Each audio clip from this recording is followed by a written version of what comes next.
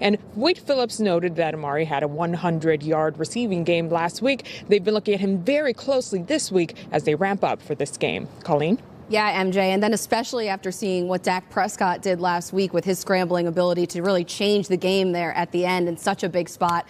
This team, it's dangerous. All right, so let's break it down a little bit. How should the Cowboys attack the Rams defense? What do you think, Mike Rob? I know for me, and I know this may sound unconventional coming from a former running back, but I'm going to say, and MJ just put it out there, the Rams defense, they want to stop Ezekiel Elliott. So if I'm the Dallas Cowboys, I throw to run. And I will throw to get Amari Cooper, his matchups, to get that extra defender out of the box. And once that extra defender gets out of the box, that's when, if I'm the Dallas Cowboys, Ezekiel Elliott starts to take over this game. This dude is a route technician. He understands how to get open. He understands how to break his route off quick. Steve, you talk about that all the time when you see blitz looks.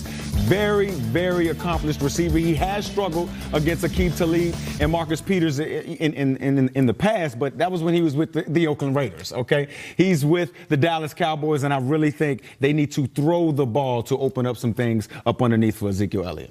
That is not good. Not good Steve at loves the sound of that. Not good? That is not good. Why not? Why not? Just because if you're relying on Dak Prescott to throw you into the game to win, where their real franchise quarterback is Ezekiel Elliott, not Dak Prescott. I keep saying it, because here's why. And I'm a wide receiver, right? And I despise the run game.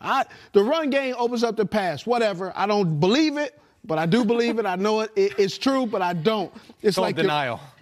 Totally. I'm a walking denial of the run game. I don't believe in it. At least you're honest about it. Yes. But also, too, when you talk about the pass game, you also have to rely, just in case, possibly, that maybe they double team Amari Cooper. So Cole Beasley has to step up. Those guys cannot disappear into this game. We also need Tavon Austin to step up. Against his former team. Michael Gallup needs to step up. We need these guys in the pass game to be able to get in there and do some of the things they have not done, leading to why they got and traded for Amari Cooper, which is be present in the pass game, the whole game, not sparingly, all the time. They need to be weapons. Who would you trust more, Dak or Jared Goff, considering just taking into account the last couple weeks, too, that Goff had? Neither. No. What do you mean? You had to pick one, no? No. If you had to pick one. Here's why. Both of the coordinators make these quarterbacks sensational. You put these quarterbacks with a horrible coaching, can they overcome it? And the question with Jared Goff is absolutely not. When we talk about Dak Prescott, we also look at this team is not very good when Dak Prescott gives up one turnover. You go down in statistics, quarterbacks all the time. But that's like that for a lot of teams, though, Steve. It is. But here's the difference. In divisional football, you have to overcome mistakes. And Dallas and Dak don't seem to overcome mistakes. He has to be perfect. And playing perfect football is not a good recipe. Errors are made. That's why these coaches get paid, to create errors in these other players. Especially with Aaron Donald. Well, we'll get to him in a second. Yeah. Speaking of paid, Dak Prescott and Zeke are probably going to get some deals, extensions. You said Zeke is the real franchise quarterback. Who do you think is going to get more money between the two of them? Dak! No, it's not an ooh. It's a Dak. It's a slam dunk.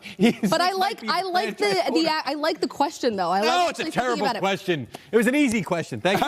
Caught it. Whatever. You caught it, too. I know. 2 feet That's down. a double dunk on me right now. I did not believe he was going to catch that. His eyes was closed, too. Wow. Aaron Donald, I body caught that. You said don't body. Hey, there's Aaron Donald. He gets up the field. Mike Rob, I do like your approach to this game if you're the Cowboys. Throw to set up the run. I also think that maybe they got to tweak their scheme, their run game, just a little bit because a lot of the runs that have been successful against the Rams, using Aaron Donald's aggressiveness up the field against them. Get him up the field, run the trap block, get in underneath blocks, them, take them blocks, out. all of those. Because if you try and run a lot of the power scheme that we see the Cowboys do a lot every single time. And so now I want to see the toss to the outside, have them chase, and then maybe you got the cut, whatever you got to do. So you're saying it's going to come down to Scott Linehan and how he can game plan and get on the edges in the run game. And Jason Garrett.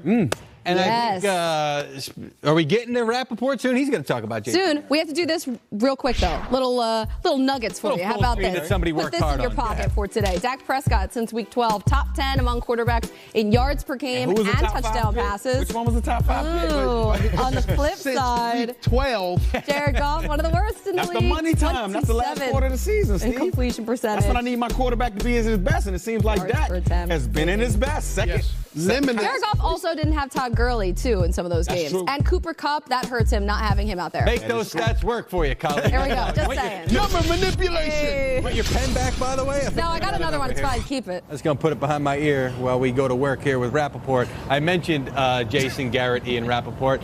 8 weeks ago, some thought he was on the hot seat. Now he's turned it around. What are we looking at? I'm sorry. What are we looking at for Garrett in his future? He took my eye out. No, Mike, I never quite got the sense that Garrett was actually for real in trouble with the Dallas Cowboys. This is someone they've invested a lot in and really did believe, even when they were 3-5, that he was the coach of the future.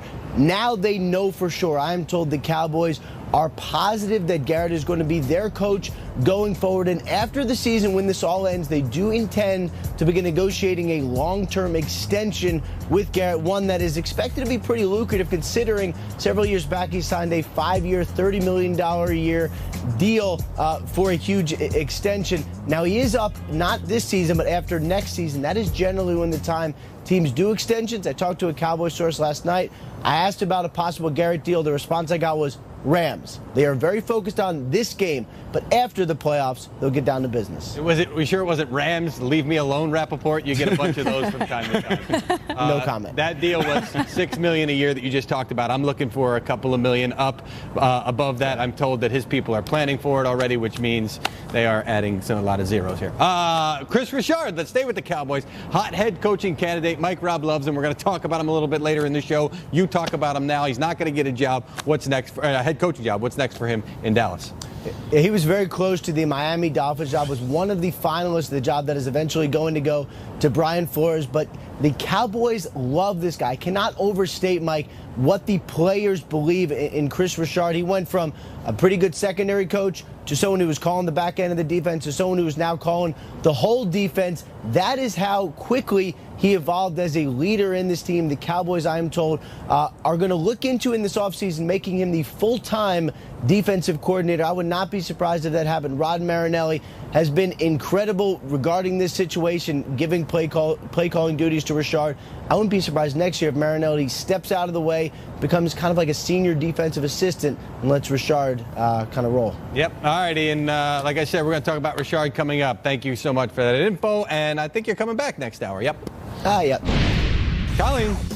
Hello. All right, here we go. The Chargers, well, they are the road warriors, you guys. The Patriots, they almost never lose at home. So which side gives in tomorrow? Something's got to give. Got to give. We're live in Foxborough. And Patrick Mahomes' breakout season is one for the record books. And he's not done yet. It ain't over. The Chiefs quarterback opens up about his playoff debut.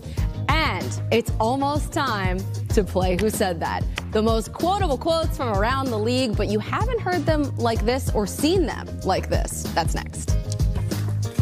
Boom. Want to stay up to date?